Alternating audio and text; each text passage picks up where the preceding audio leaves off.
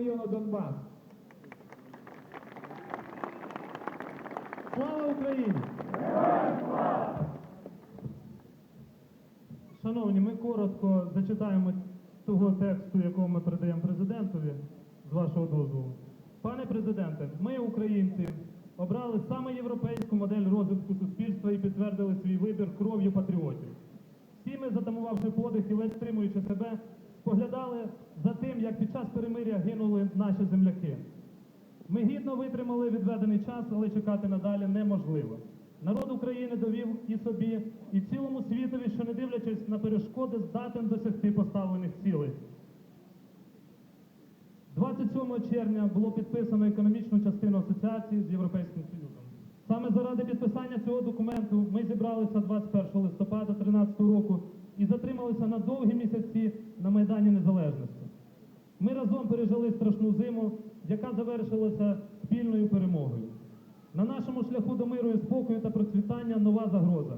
Ми маємо справу з некерованою силою агресора з Російської Федерації. На території України йде війна, і президент мусить визнати це.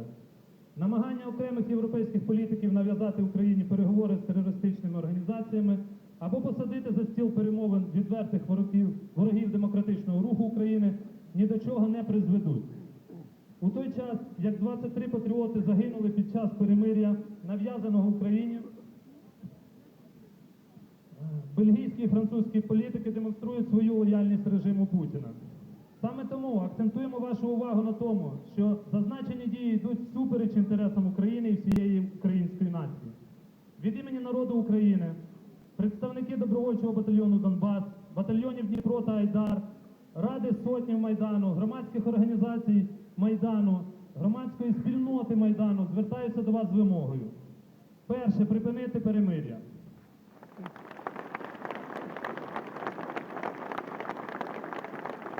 Друге, запровадити воєнний стан. Третє, забезпечити достатню кількість зброї добровольчим батальйонам і дозволити їм здійснювати заходи для знищення терористів.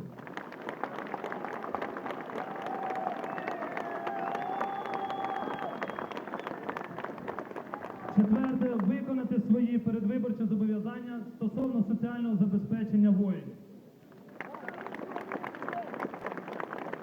І останнє, вимагати введення третього етапу санкцій від Європейського Союзу та США щодо Російської Федерації.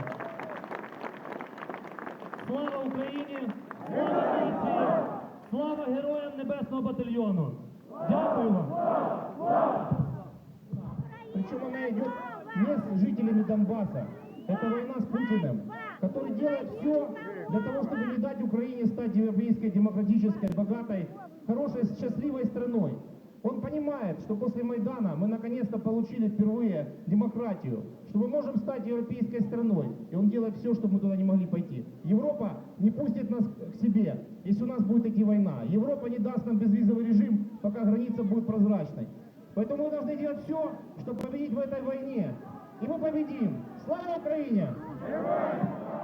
Сегодня есть люди, руководители предприятий. Сегодня есть люди, которые взяли на себя там ответственность по сохранению жизни своих людей, выплате заработной платы и содержанию тех людей, которые там есть. Мирный план, можно кричать все, что угодно, но есть люди, которые хотят это услышать. Есть люди, которые на сегодняшний день просят покинуть зону АТО.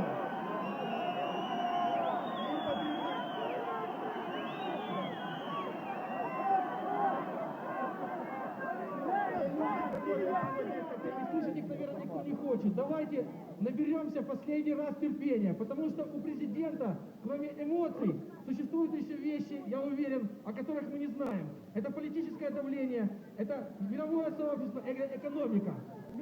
Я полностью разделяю все те чувства, которые вы испытываете.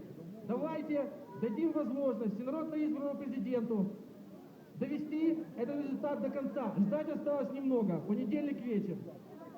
Нам нельзя сейчас раскачивать лодку. У нас нет другого государства. Поэтому я думаю, что все требования, которые мы записали, мы дополним еще одним. и просьбой и требованием убрать с телевизионных экранов рожи предателя Украины Медведчука и прочей компании.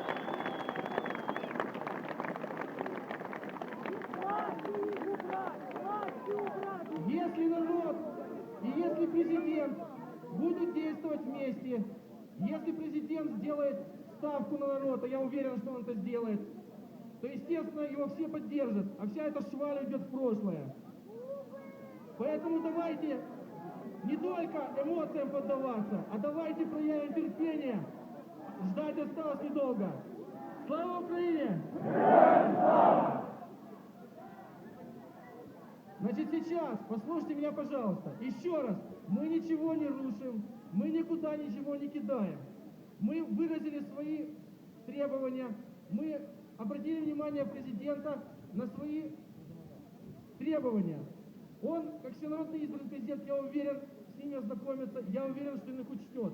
Сейчас мы все идем на Майдан на Вече. Это здание пустое. Давайте не будем сейчас устраивать каких-то провокаций. Не будем уподобляться москалям и всей этой швали, которая...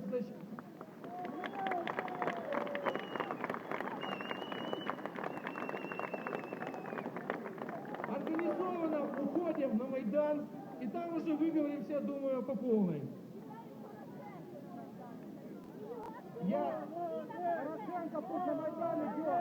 А вот там и составим перечень требований. Поэтому я ухожу вниз на Майдан, призываю всех присоединиться к Вече. Это наш народный совет. Мы можем там высказать свое мнение. Здесь провокаций никаких не допустим. Это наше государство, это наше здание, это наш президент. Поэтому сказали пару ласковых и пошли дальше. В понедельник вечером закончится перемирие, и я надеюсь, что все будет хорошо. Мы очень на это надеемся. И верим в это.